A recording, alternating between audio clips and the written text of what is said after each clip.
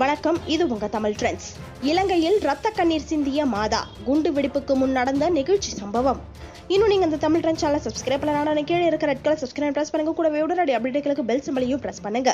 கடந்த 21ஆம் தேதி இலங்கையில் உள்ள ஒரு தேவாலயத்தில் இருந்த மாதா சொரூபத்தின் கண்களில் இருந்து ரத்தம் சிந்திய காட்சி அங்கு பரபரப்பை ஏற்படுத்தியது.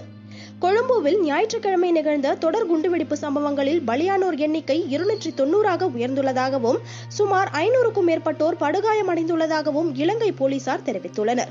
இந்நிலையில் கடந்த 21ஆம் தேதி இலங்கையில் உள்ள தூய பிலிப் மேரி தேவாலயத்தில் இருந்த மாதா சொரூபத்தின் கண்களில் இருந்து ரத்தம் சிந்திய காட்சி அங்கு பரபரப்பை ஏற்படுத்தியது.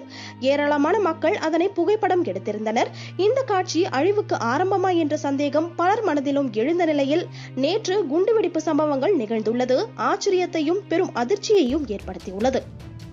இந்த வீடியோ பற்றிய கருத்துக்களை கமெண்ட்ஸில் பதிவிடுங்க. நண்பர்கள் பார்க்க ஷேர் பண்ணுங்க. மேலும் இது போன்ற வீடியோக்களுக்கு தமிழ் ட்ரெண்ட்ஸ் பேஜை ஃபாலோ பண்ணுங்கள். நன்றி, வணக்கம். இது உங்க தமிழ் ட்ரெண்ட்ஸ்.